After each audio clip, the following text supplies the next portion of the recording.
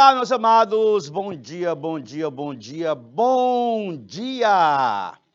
Forte abraço para minha querida professora Marta Regina Costa e Silva Jesuíno. Bom dia!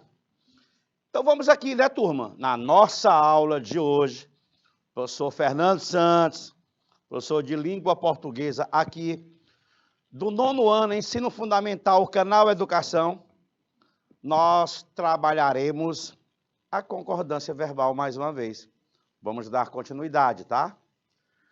Vamos falar de umas 2, 3 regras e vamos continuar fazendo questões, certo? Eu quero cada um de vocês participando mesmo, né? Efetivamente participando. Olha a galerinha aí de Acauã. Forte abraço para todos de Acauã. Bem, o nosso roteiro de aula para hoje está lá. Morfossintaxe, concordância verbal, dando continuidade à aula de ontem.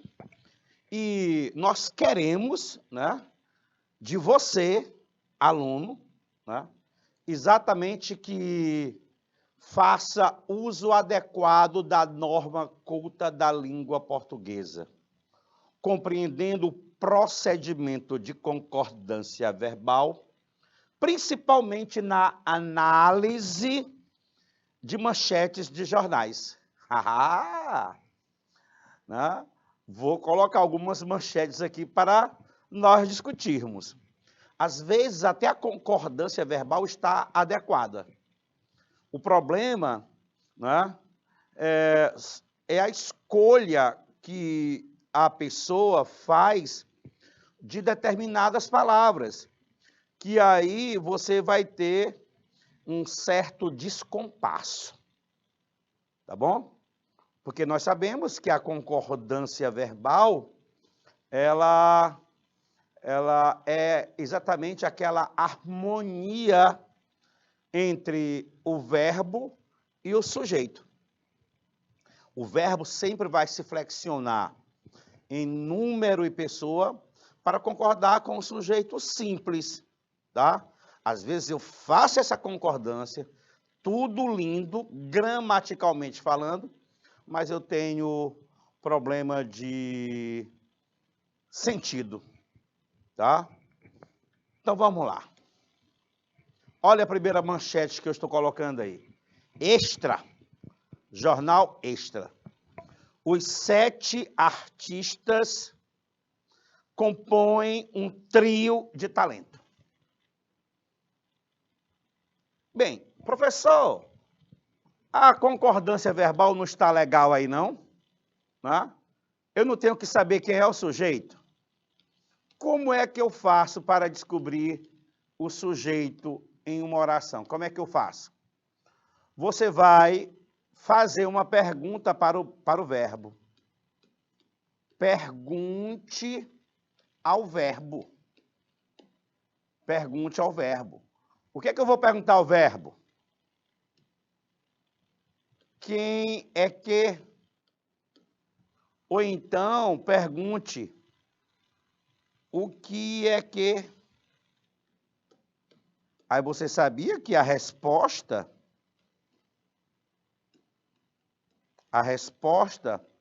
irá corresponder ao sujeito, né? Então, eu vou destacar aqui o verbo compor. Eu vou destacar o verbo compor.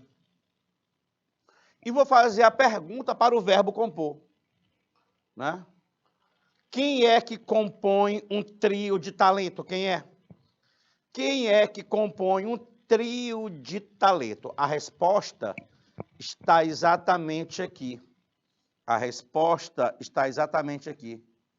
Os 7 artistas, que é o sujeito da oração. E o verbo, esse verbo aqui, ele está em consonância com o sujeito, o verbo compor. O problema, né, não é na concordância. O problema está na inadequação, né? Está na incoerência. Como é que eu tenho 7 artistas e eles compõem um trio? Trio corresponde a 7? Não.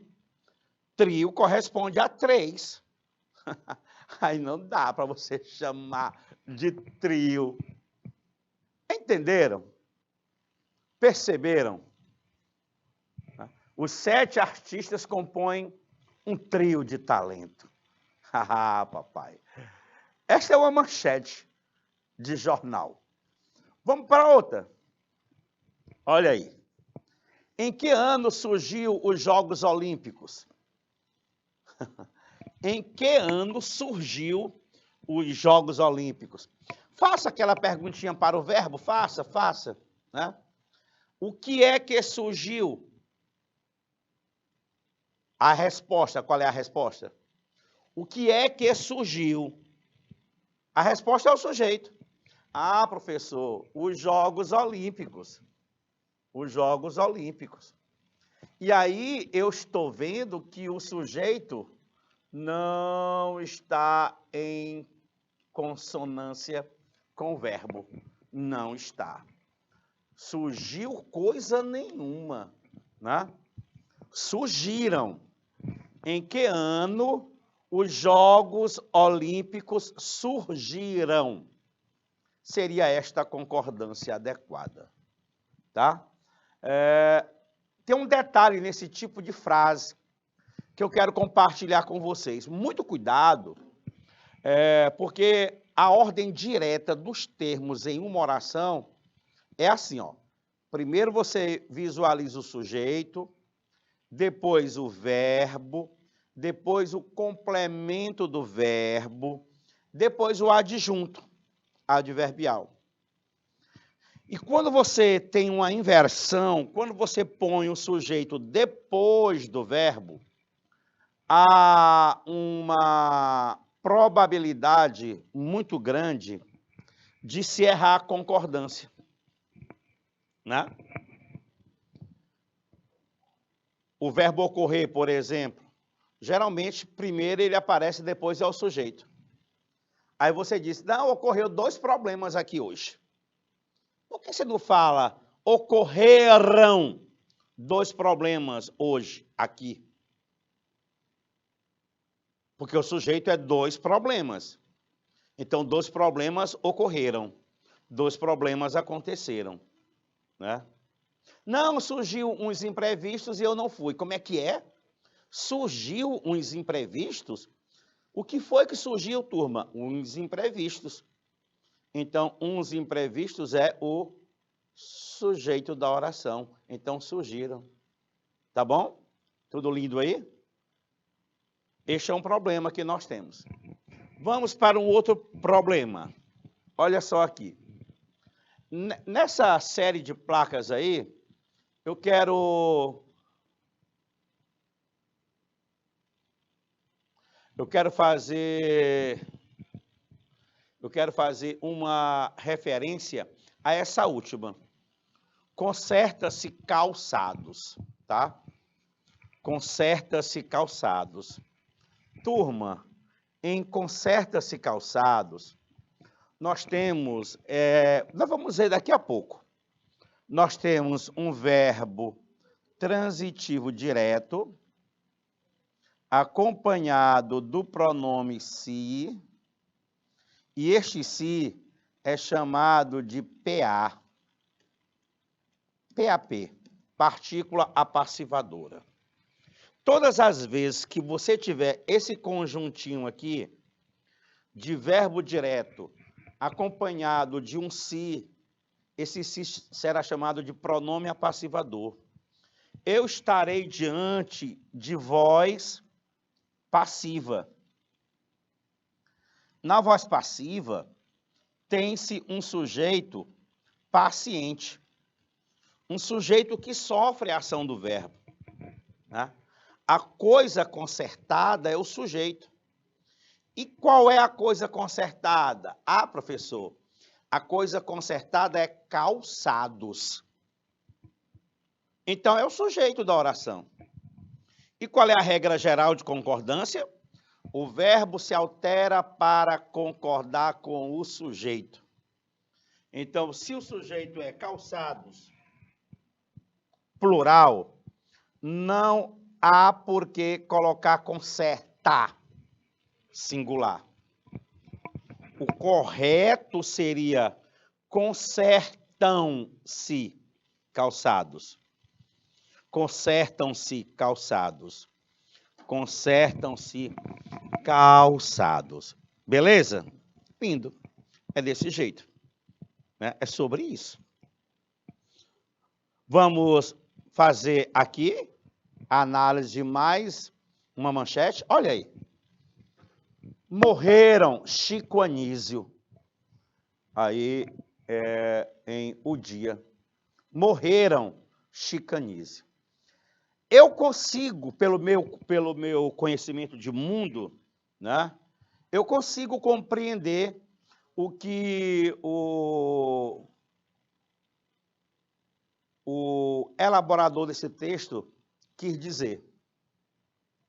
O Chico Anísio, né, ele criou vários personagens. Né? O Chico Anísio, ele criou vários personagens. Né?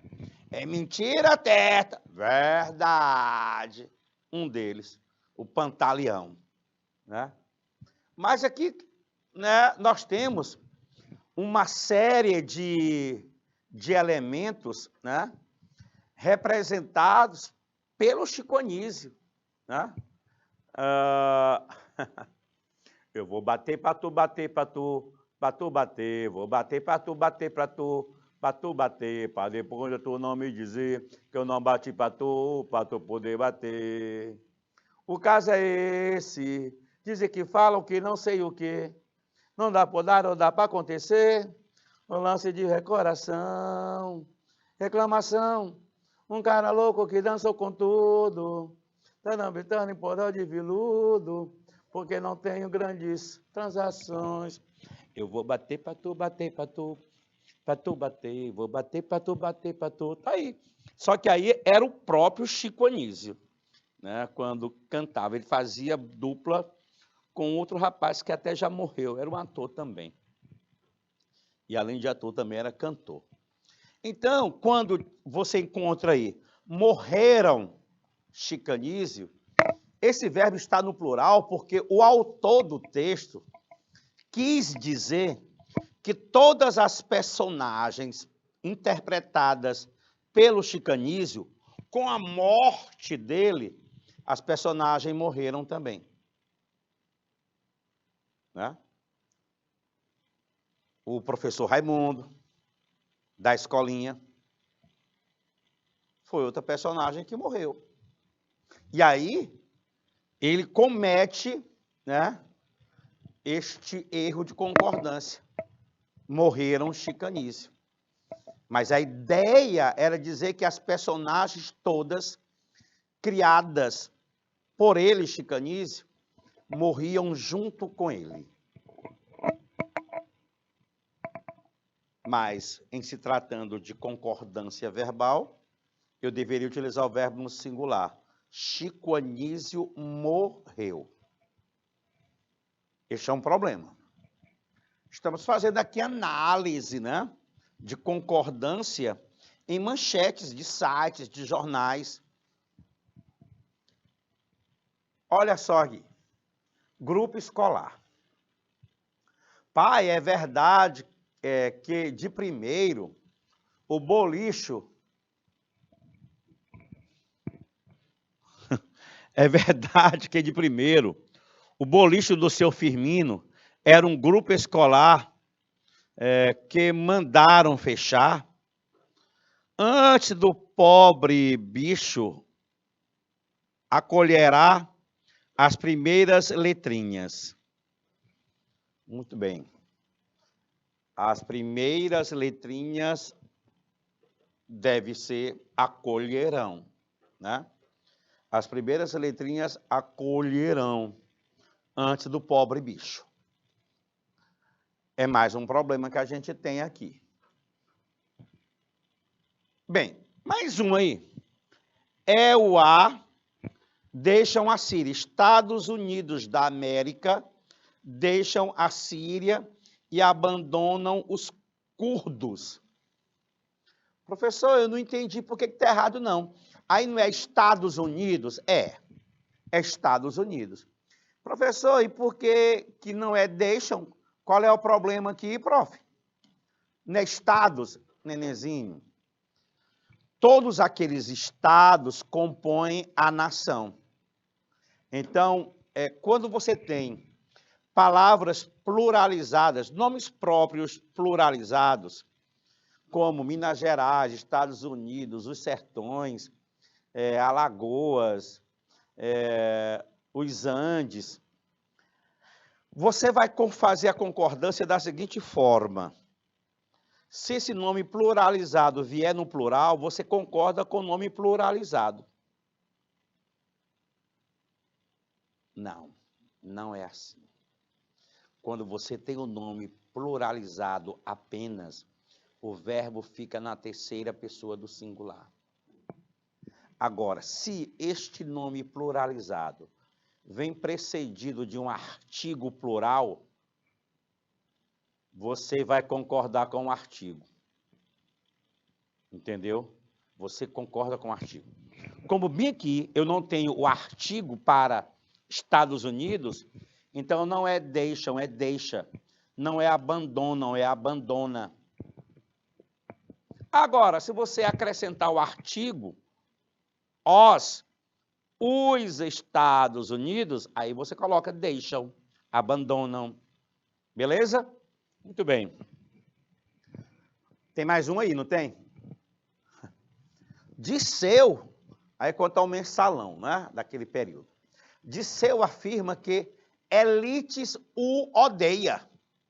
Ô, gente, você consegue visualizar o erro aí? Você consegue visualizar o problema que nós temos nessa frase? Disseu afirma que Elites o odeia. Bem, faça aquela pergunta para o verbo. Quem é que odeia aí? Né? Quem é que odeia? Quem é? Ah, professor, são as elites. Ah, elites é o sujeito, então. Então, não dá para você ter sujeito no plural e verbo no singular. Esse O refere-se ao Disseu. Disseu afirma que elites odeiam ele. Ele quem? O Disseu. Tá bom? Já chega, né, de manchetes? Ou vocês querem mais um pouquinho? Tá bom, né? Tá bom. Turma, aí, no aspecto gramatical, na produção de texto, nós precisamos fazer algumas escolhas, exatamente para produzir o sentido desejado, tá? Nós precisamos fazer escolhas semânticas, escolhas lexicais, escolhas sintáticas, escolhas fonéticas ou gráficas. Tá? Então, em qualquer produção de texto, não basta você sentar e escrever de qualquer forma. Você tem que fazer algumas escolhas exatamente para evitar um duplo sentido, para evitar algo que é incompatível, mesmo estando a concordância adequada, né? Mas com a escolha de uma palavra errada, você pode tornar o seu texto incoerente, inadequado semanticamente. Então, o que são as escolhas semânticas? É você verificar quais significados você pretende explicitar a fala ou a escrita. Quando você faz as escolhas lexicais, né, você vai estar fazendo aquela adequação na seleção dos vocábulos ao que se pretende comunicar. No caso daquela manchete, né, que 7 compõem o trio. A palavra trio ali, né, é um vocábulo que jamais poderia estar ali, já que a referência é a sete elementos, né? E por que a escolha sintática? Bem, você vai fazer a escolha sintática em consonância com as possibilidades e normas da língua, empregar as combinações e ordem das palavras. Pegar bem aqui o verbo, depois o sujeito, pegar o complemento desse verbo. Se houver um nome, verificar quem é o complemento do nome e se você colocou preposição ou não. Né? E as escolhas fonéticas ou gráficas? Bem, às vezes a gente produz um texto e que você, ao ler, até você acha estranho, né? Aquilo que você está lendo. Porque as formas gráficas e sonoras, tanto na fala como na escrita, elas podem produzir ruídos.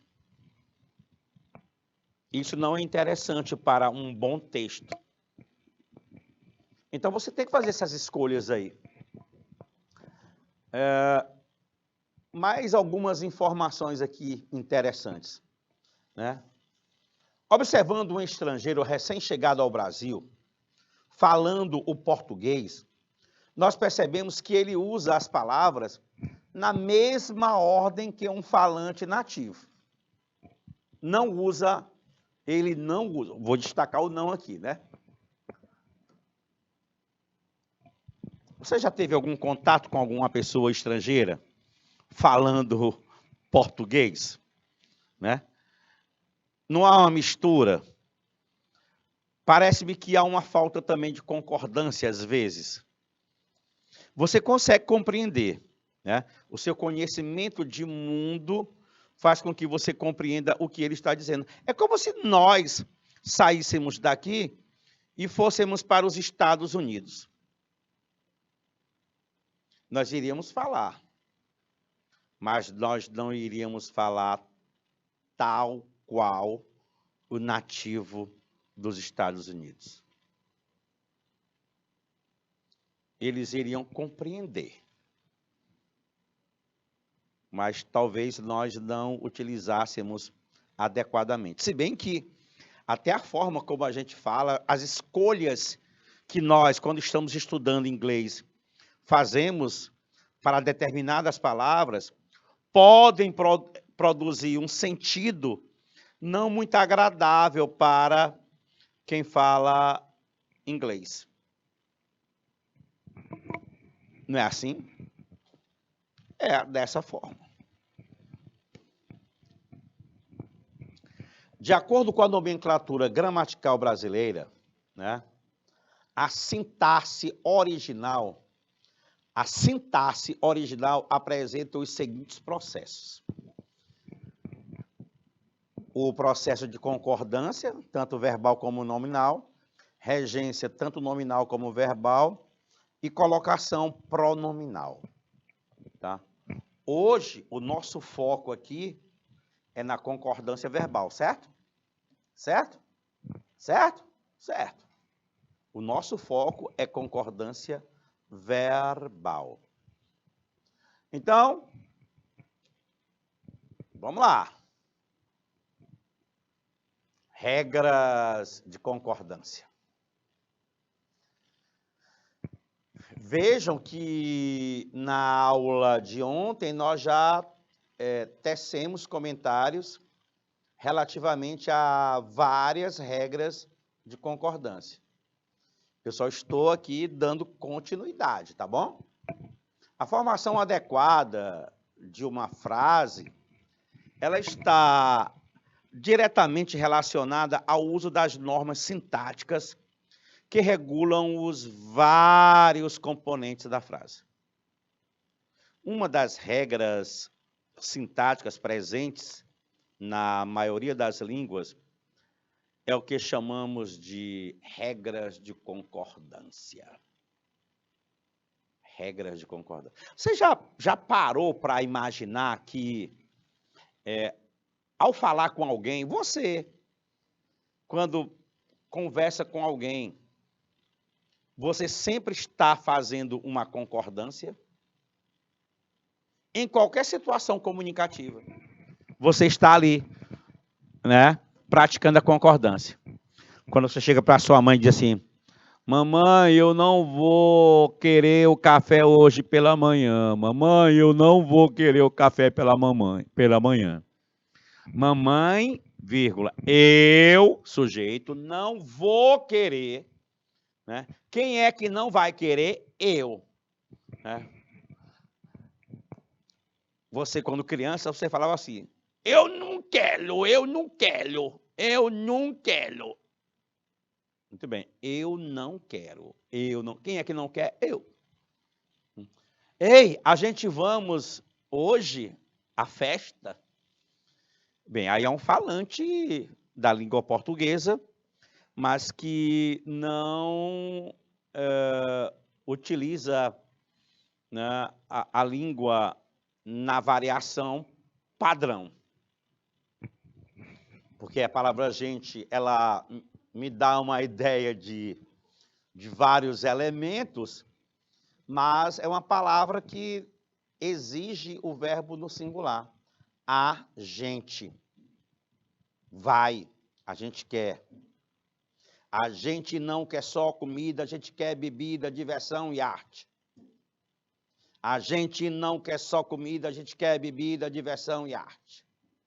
A gente não quer só comida, a gente quer bebida, diversão e arte. Tá? Muito bem. Na língua portuguesa, a concordância se expressa por meio de um sistema. O número gramatical, o gênero gramatical e a pessoa gramatical. Né? Singular e plural, número. Masculino e feminino, gênero. Primeira, segunda, terceira, pessoas gramaticais. Só lembrando que a primeira pessoa do discurso é aquela que fala, o eu ou nós. A segunda pessoa é aquela com quem se fala, tu ou vós. E a terceira é aquela de quem se fala, ele, ela, eles, elas. E a regra geral de concordância, ela diz assim: olha, o verbo se altera em número e pessoa para concordar com o sujeito a que se refere. Tá? Quando se tratar de concordância nominal, o adjetivo e palavras adjetivas se alteram em gênero e número para concordar com o substantivo a que se referir. Tá? É isso. É exatamente isso. É exatamente isso. Muito bem. Aquela crônica, né, eloquência singular, que a gente já viu em um outro momento, tá aqui, ó. Em caso de dúvida, deve-se procurar o sujeito. E para saber o sujeito, como é que você faz? Prof, para saber o sujeito, eu faço aquela perguntinha para o verbo. Quem é que ou então o que é que? Quem é que? O que é que? Né? A resposta será igual ao sujeito. A resposta será igual ao sujeito. Tá bom? Vamos lá um pouquinho. Em registros formais, ou seja, quando você for fazer um editorial, por exemplo, for fazer uma redação para o Enem, um abaixo-assinado, não cabe que nós utilizemos um registro assim, hoje nós vai à festa. Isso aí é informal. Nós fez o trabalho, professor. O aluno estuda, mas ainda ele tem alguns déficits em relação à variação padrão da língua. Ei, a gente estamos aqui. Né? Então, em registros formais, nós não devemos falar isso aqui que aparece nos balões. Sabe-se que se ouve, aqui tem um erro de concordância, eu já vou corrigir. Sabe-se que se ouvem, em alguns momentos, construções desse tipo. Construções desse tipo é o sujeito paciente. São ouvidas, viu? É aquele caso do se apassivador acompanhado de um verbo transitivo direto. Aí o verbo se flexiona para concordar com o sujeito paciente. Sabe-se que se ouvem construções desse tipo. Construções desse tipo são ouvidas. Sabe-se isso. Tá bom? Mas é importante ter cuidado e lembrar que mesmo na língua falada, devem-se, olha aqui como já está lindo aqui, ó, devem-se evitar esses deslizes. Esses deslizes devem ser evitados. E nunca usados em registros formais. Nunca usados em registros formais. Ou seja, você vai adaptar o seu texto à situação comunicativa, né?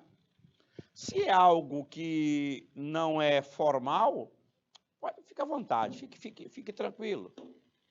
Mas se for algo formal, aí você tem que ter a preocupação. É por isso que existe a disciplina de redação, porque você, para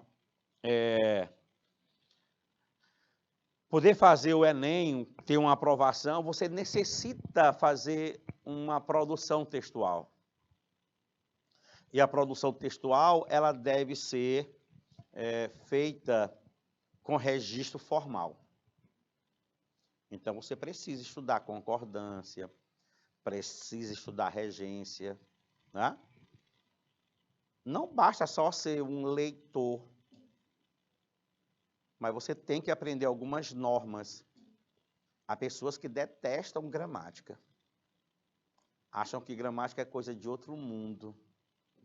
Não, turma, a gramática é algo que faz parte, né, de uma estrutura, né, linguística que possibilita o aluno a utilizar exatamente uma variedade de maior prestígio social, chamada variedade padrão. Né? Ou seja, você pode escrever um texto, né, padronizado para ser lido e visto por qualquer elemento que constitui a nação. Você pode. Não é? Ah, é porque eu sou nordestino, só vou falar oxente. Não, você pode utilizar uma produção em que qualquer elemento, seja ele nordestino ou não, né, utilize, né, e tenha conhecimento.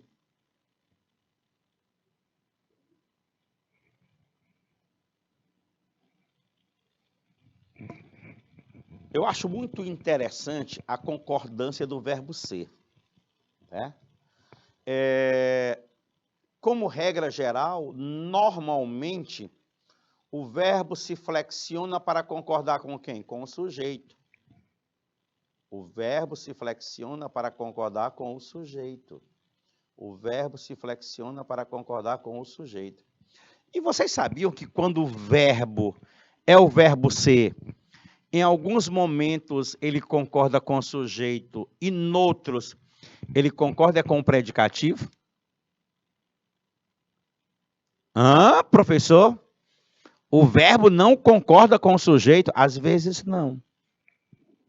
Existem umas palavras de prevalência. existem umas palavras de prevalência com o verbo ser. Umas palavras de prevalência com o verbo ser. Ora, a palavra predominante está fazendo a função de sujeito, ora, ela está fazendo a função de predicativo. Por exemplo, nome referente à pessoa predomina sobre nome referente à coisa. Como é, prof? Nome referente à pessoa, predomina sobre nome referente à coisa.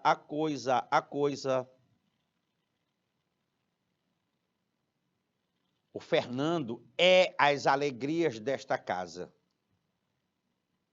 O Fernando é as alegrias dessa casa. Quem é o sujeito? É o Fernando. E alegrias da casa é o predicativo. E por que você botou é?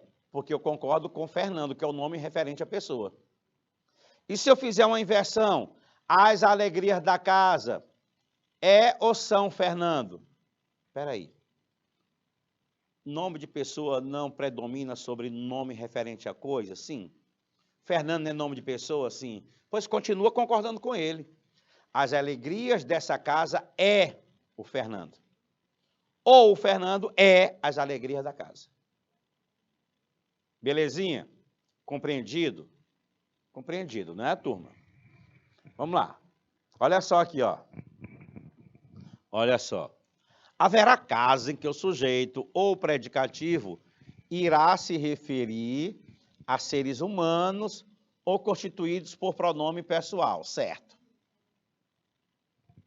Tá?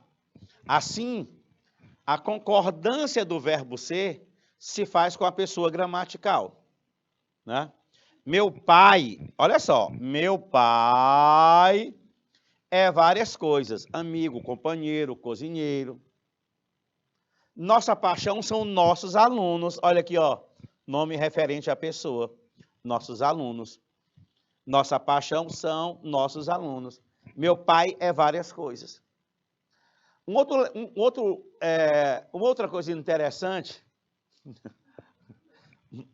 coisa interessante, viu, Andressa? É pronome pessoal do caso reto, sabia? Que o verbo ser, ele se flexiona para concordar com o pronome pessoal do caso reto. Em qualquer situação. Professor, agora é eu. Você já ouviu alguma coisa assim? Professor, agora é eu. Que tal você falar, professor, agora sou eu? O verbo ser se mexe e remexe todinho para concordar com o pronome pessoal. Tu és divina e graciosa, outra majestosa, do amor por Deus escultural. É assim, Cauã? Tu és. Hã? Muito bem. Professor, somos nós. Você já viu aquela gíria lá? É nós. Professor Luiz Romero, né? Dá umas gaitadas interessantes ali. Quando eu chego, e aí, prof? É nós. Né? É uma agressão à concordância verbal, esse é nós. Andressa, na hora que você visualizar qualquer pronome pessoal do caso reto, eu, tu, ele, nós, vós, eles, e um verbo ser, esqueça quem é sujeito. Concorde com o pronome pessoal do caso reto. Por isso que o correto é você falar, fui eu que fiz isso. Fui eu. Esse fui é o verbo ser. Por que eu escrevi fui eu? Porque o eu é pronome pessoal do caso reto e o verbo ser concorda com ele. Mas como é que você fala normalmente? Foi eu. Ei, quem foi que fez isso aqui? Foi eu, mamãe. Né? Não diga mais foi eu, diga fui eu.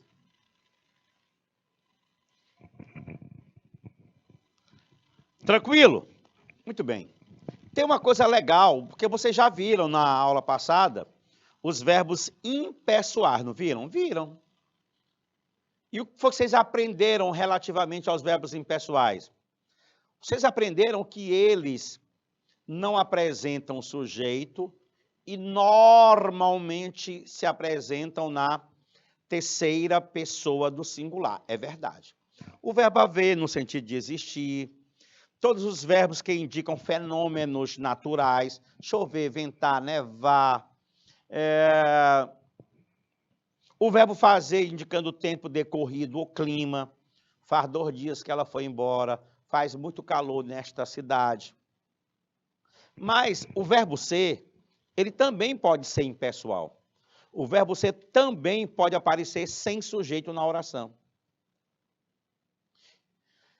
Quando ele estiver se referindo à hora, à data ou à distância, hora, data, distância, hora, data, distância, hora, data, distância, hora, data, distância. O verbo ser se flexiona para concordar com a quantidade de hora, com a data ou com a distância. Então, não diga é 3 horas, diga são 3 horas. Eu estava, um dia desse ali, vendo TV, e uma pessoa, né, do jornalismo,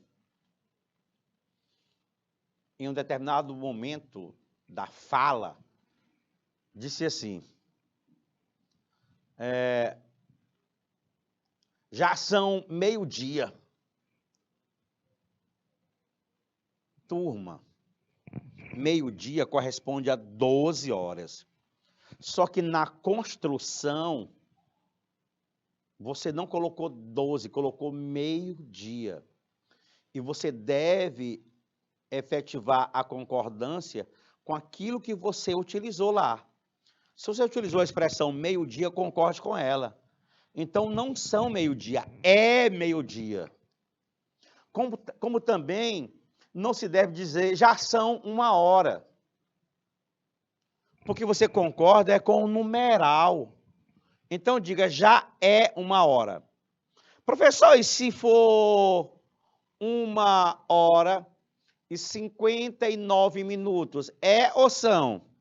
Meu filho, continua sendo 1 hora, não continua? A minutagem não interessa. É 1h59. Perfeito? É isso. Daqui a Timon são 3 quarteirões. São 3 quilômetros. Daqui a Timon são 3 quilômetros. Muito bem. Você pode dizer daqui a Timon é 3 quilômetros? Não, dizer você pode. Só vai estar utilizando uma inadequação relativamente à concordância. Então, é 1 hora? Perfeito. São 10 horas? Perfeito. Daqui até a vila é 1 quilômetro? Perfeito. Daqui até a vila são 10 quilômetros? Perfeito. Compreendido aí, turma? Compreendido? Hein? Beleza? Tudo bem. Olha aí. E aí eu aproveito e relembro a concordância com os verbos impessoais. Todos os verbos que indicam fenômenos da natureza. Chover, ventar, nevar. Terceira pessoa do singular, tá? Terceira pessoa do singular. Choveu o mês inteiro. Beleza, lindo. O verbo haver, no sentido de existir. Há caixas vazias, plásticos, no pátio da escola. O verbo haver e o verbo fazer indicando o tempo, viu? Tempo decorrido, tempo transcorrido, tempo passado. Há 1 semana que não vou à escola. Qual é o tempo decorrido? 1 semana. Faz 1 hora que ele saiu. Qual é o tempo decorrido? 1 hora. E se fosse 1 minuto, professor? Faz 1 minuto. E 2? Faz 2 minutos. Não flexione o verbo. Não flexione o verbo. E quando o sujeito é uma oração, olha aí. Na prova do do concurso do TJ agora, domingo, apareceu uma questão cobrando exatamente a função da oração que ele havia destacado lá. E era uma oração que tinha função de sujeito. Era uma oração subordinada, substantiva, subjetiva, justaposta. Ainda foi colocado o nome justaposta, que normalmente os professores de língua portuguesa não fazem esse comentário, né? Ah, professor, ninguém usa mais isso aí, não. O pior que usa. Pior que usa. Estava lá. Uma oração justaposta, turma, é aquela oração que se junta a outra sem o elemento oficial de ligação. Porque quem liga a oração principal a uma oração subordinada substantiva é a conjunção integrante. É a conjunção integrante. Se lá na frase não havia a conjunção integrante, havia outra palavra, aí a oração ficou apenas posta ao lado da outra, sem o conector, sem o elemento que liga. Quando isso acontece, ela é justaposta, né? Então, as orações substantivas, quando são desenvolvidas, elas podem ser desenvolvidas com a conjunção integrante ou não. Quando não, são justapostas. Também elas podem aparecer de forma reduzida, né? E aqui eu separo as orações da seguinte forma, né? Eu separo assim, ó, ainda falta, barra. Aqui é a oração 1 e aqui é a oração 2. Não adianta, oração 1, oração 2. Se você pegar essa oração 2, viu, doutora, e trocar pelo pronome isso, né? Se você trocar pelo pronome isso, você vai ver que o pronome isso é o sujeito do verbo que está lá na oração 1. E é por essa razão que o verbo da oração 1 obrigatoriamente vai aparecer no singular.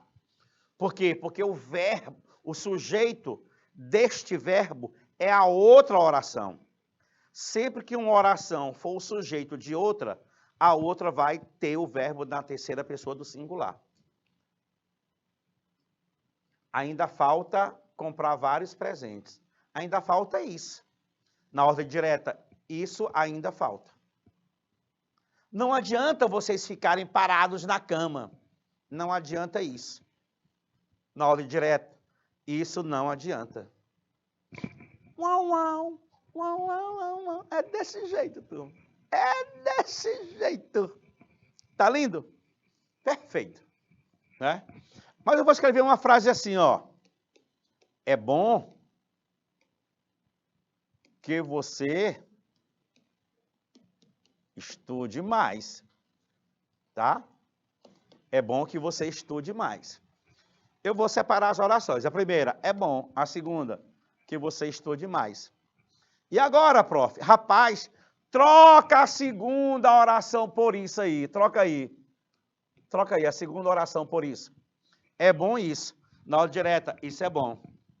É claro que te amo. É claro que te acho linda. E em ti bendigo o amor das coisas simples. É claro que te amo. É claro isso. Isso é claro. É claro que te amo. É claro que te acho linda. E em ti bendigo o amor das coisas simples. É sobre isso. Ai, convém que você volte logo. Como é? Como é que é? Convém, barra, que você volte logo. Que você volte logo convém. Isso convém. Só quero saber se vocês entenderam quando é que uma oração é sujeito de outra. Quando a outra não apresenta sujeito nela mesma, e a segunda oração será o sujeito da anterior. Pode olhar bem aí, é bom, não tem sujeito. Ainda falta, não tem sujeito. Não adianta, não tem sujeito. Convém, não tem sujeito. Então, lá na frente, a outra oração é o sujeito da anterior. E sempre essa anterior, a gente vai chamar de oração principal, tá? Essa oração principal vai trazer o verbo na terceira pessoa do singular. E a oração seguinte é a oração subordinada substantiva subjetiva. Né? Subjetiva é porque ela tem a função de sujeito. Subjetiva porque ela tem a função de sujeito. Eu também posso ter um sujeito constituído por verbos na forma de infinitivo. Ah, professor. Muito bem. O verbo vai para o plural. O verbo vai para o plural se os infinitivos forem determinados por artigo. Caso os infinitivos não apareçam aqui com o artigo, o verbo ficará no singular. Então, olha só, ó. Correr e caminhar não tem artigo, então eu uso é. Mas quando... Opa. Mas quando o nenenzinho tem o seguinte: o cantar e o dançar divertem. Então, cantar, dançar, caminhar, correr são verbos na forma de infinitivo. Não havendo artigo, verbo no singular. Havendo artigo, verbo no plural. Não havendo artigo, verbo no singular. Havendo artigo, verbo no plural. Fácil assim. Muito fácil.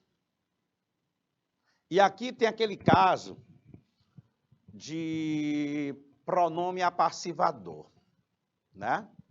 Pronome apassivador. Eu vou falar desse caso aí agora para você. Você se lembra de verbo transitivo direto, indireto? Você se lembra ou não? Bem, eu vou fazer o seguinte. Alcemar, você pode colocar,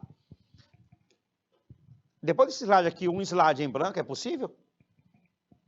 Se você puder colocar um slide em branco aí, eu agradeço. Tá?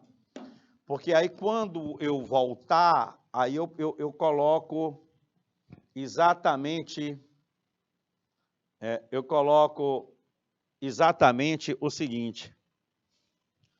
Eu coloco exatamente a regra com o verbo transitivo acompanhado do pronome si, tá bom? Muito bem, Alcemar. Perfeito, professor Alcemar. Vamos lá, vai. Opa, quem foi que disse opa, voltando, né, turma? Voltando, Nandinho. Presta atenção, ó. Você, quando quiser saber de transitividade verbal,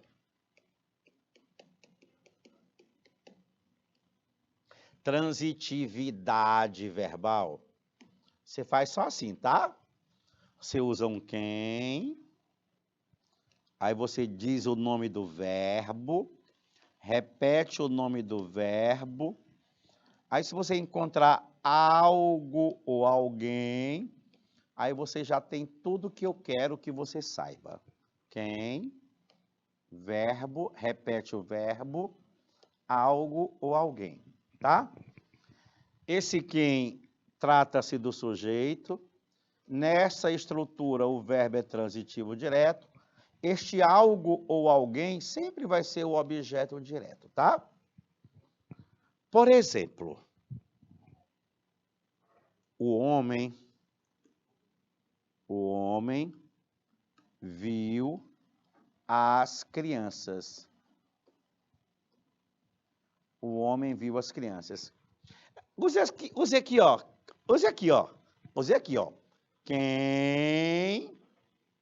Quem vê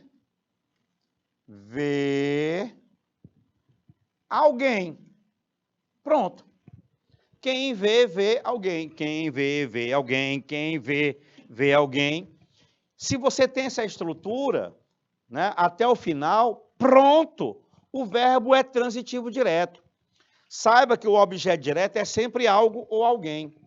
Agora, se você tiver uma estrutura assim, ó, quem, mais verbo, mais repetição do verbo, mais uma preposição antes de algo ou alguém, aí você já tem outra estrutura, né?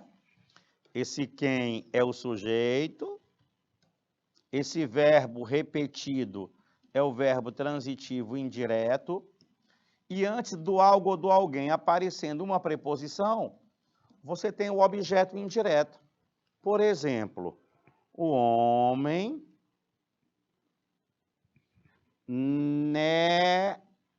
necessita de ajuda. Vamos ver aqui como é fácil? Olha aqui, ó. Quem necessita de algo. Quem necessita de algo. Pronto. É só isso que você deve saber.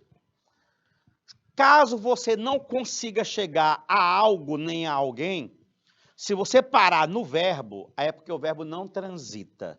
Porque o verbo só transita com objeto. Não havendo objeto, no have transitividade. Certinho? Por exemplo, nós saímos ontem. Quem sai, sai. Veja que não tem algo nem tem alguém. Aí o verbo é intransitivo. Perfeito? Turma, quando eu voltar, depois do intervalo, nós vamos falar da regra do se apassivador e do se índice de indeterminação do sujeito. Depois vamos fazer algumas questões, tá bom? Um forte abraço. Fui.